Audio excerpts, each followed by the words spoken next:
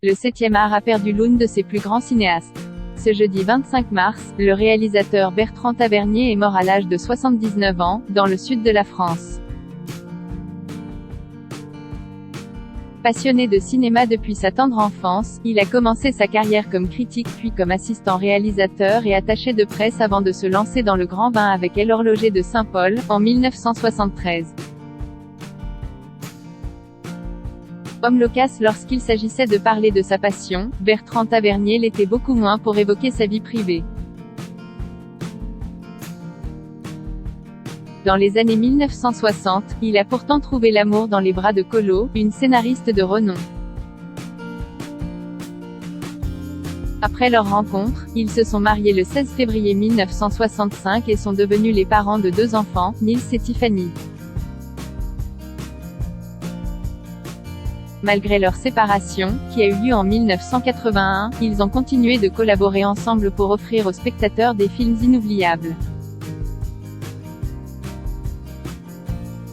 Et si depuis cette date le réalisateur ne disait rien de sa vie privée, il s'était pourtant remarié. À l'annonce de son décès, l'Institut Lumière de Lyon a en effet révélé qu'il avait épousé une certaine Sarah. Une union qui s'est donc déroulée de façon très confidentielle, à l'image de la vie privée du cinéaste. Avec son épouse Sarah, ses enfants Nils et Tiffany et ses petits-enfants, l'Institut Lumière et Thierry Frémaux ont la tristesse et la douleur de vous faire part de la disparition, ce jour, de Bertrand Tavernier, écrivait sur Twitter l'Institut dont il était le président. Remarié, il gardait pourtant une tendresse particulière pour Colo. En juin dernier, il avait d'ailleurs été bouleversé par la disparition de sa première épouse, qui n'avait que 75 ans. La vie nous avait séparés mais je ressens un vide et un manque.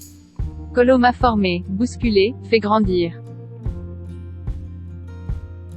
Nous avons élevé ensemble Nils Tavernier, comédien et réalisateur, NDLR, et Tiffany, romancière et scénariste elle-même, auquel je pense ce matin, écrivait alors le réalisateur. Bertrand Tavernier, la vie nous avait écartés, dans les colonnes de l'Aube, ils se confiaient comme rarement sur leur collaboration, qui leur a permis de remporter le César 1985 de la meilleure adaptation pour Un dimanche à la campagne et l'Ours d'or au Festival de Berlin 10 ans plus tard pour l'APA. La vie nous avait écartés, mais notre collaboration fut une joie extraordinaire, a raconté Bertrand Tavernier à nos confrères.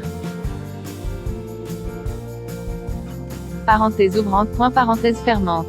Il y avait, dans ce qu'écrivait Colo, un mélange de tendresse, de sensibilité très aiguë et, tout à coup, ses origines irlandaises qui ressurgissaient.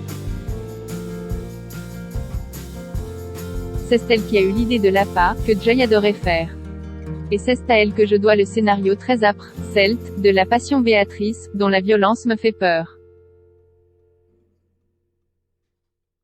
Ému par sa disparition, il ajoutait « Je ne suis pas sûr d'avoir été à la hauteur de ce qu'elle avait écrit ». Inscrivez-vous à la newsletter de closermag.fr pour recevoir gratuitement les dernières actualités.